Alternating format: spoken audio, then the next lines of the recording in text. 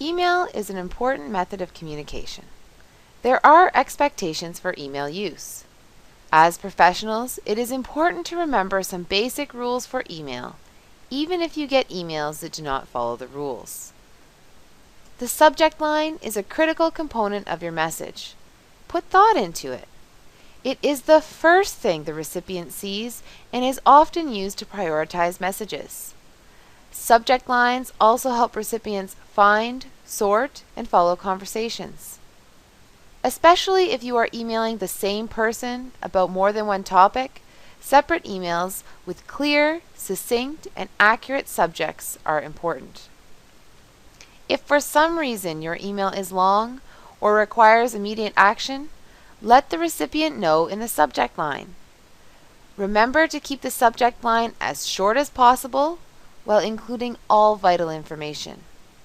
Leave out unnecessary words. The standard way to open an email is with the salutation "Dear" and the recipient's name. If you know them, use their first name.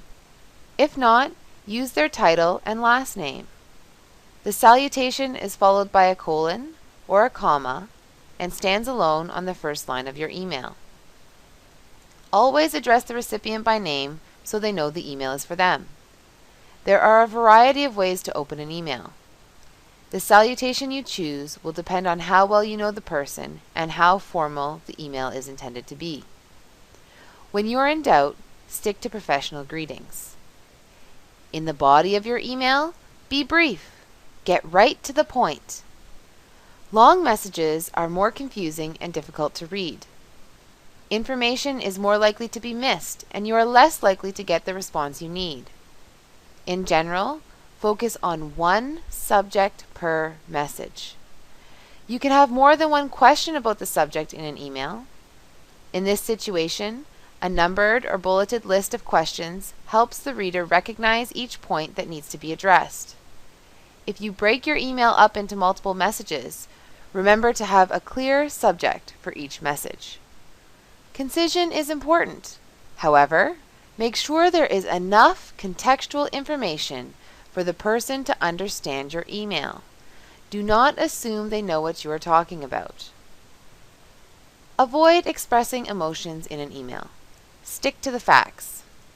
Instead, send an email stating that you would like to discuss a specific situation. Then, take the time for a meeting or a phone call to talk about emotions or feelings. The tone and quality of your voice will help you avoid misunderstandings because you can more clearly communicate your message. Remember to use the DESC script to express yourself. See the DESC script video for more information about how to use it. If there is no other way to communicate other than by email, be very careful what you say and think about your message before sending it. Be very careful about how you present the email.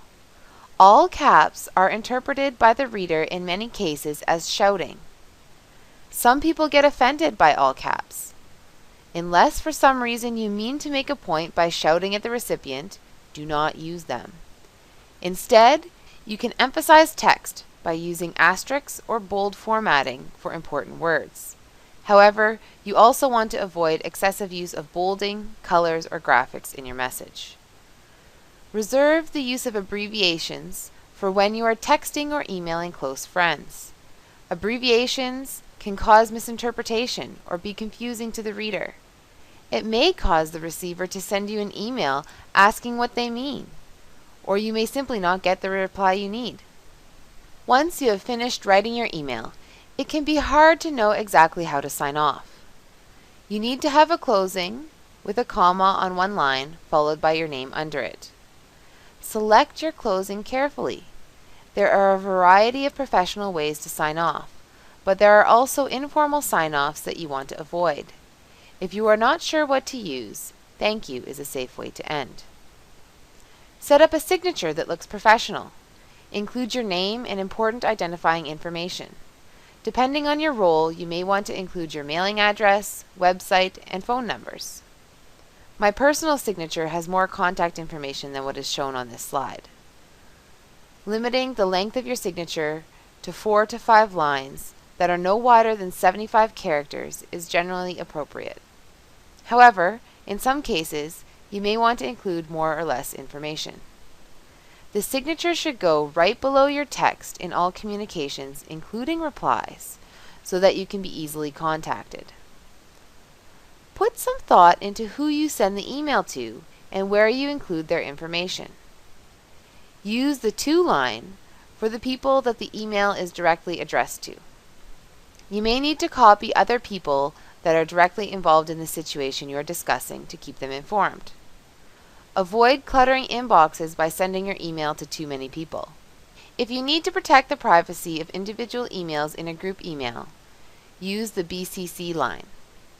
The BCC line is like the CC line, except that only the recipient will know that they have gotten the email. The person in the BCC line can see everyone else in the to and CC lines. Use BCC for emailing groups of people at the same time that should not have access to all the email addresses involved. For example, I use it for emailing groups of potential participants for a research project that need the same message but should not have access to all of the individual emails that I have sent the message to. Don't use this function to be dishonest by hiding that you have copied someone on a message. Before you send your message, make sure it is clear. To make sure your message is clear, take the time to read it over. Make sure spelling, grammar, and punctuation are correct. If your email service does not have a spell checking function, copy and paste your message from a document in a word processing program. Simple mistakes can change the meaning of your message and lead to misinterpretations. Avoid using too many exclamation marks or placing more than one in a row as shown on this slide. When you finish drafting an email, take the time to consider how the reader will interpret it before sending the message. Remember that emails are not private. Once it is in writing, it can be retrieved, examined, and used for legal and/or appeal processes. Assume that everything you send can be forwarded and seen by others.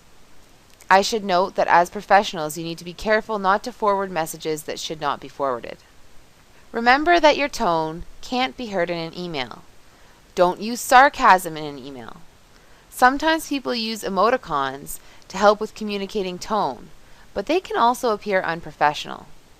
A simple smiley face won't diffuse a difficult message.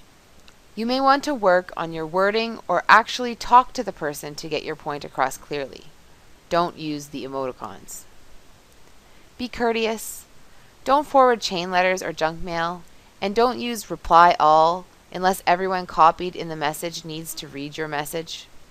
Also, make an effort to answer your email within 24 hours. If you cannot answer the email in full, at least acknowledge that you have received it. If you have a hard time keeping up to the volume of your email, or if you do not check it regularly, it might be a good idea to set up an auto reply to acknowledge that you have gotten incoming emails. Keeping email organized and up to date is important. On that note, remember to also allow adequate time for someone to respond to your email before sending a follow-up email to them. If you know that someone has a busy schedule on certain days of the week, don't expect them to answer you right away. Thank you for watching this video. Let me know how it has helped you and what else you would like to see by commenting below. Don't forget to subscribe to receive updates about new videos and posts.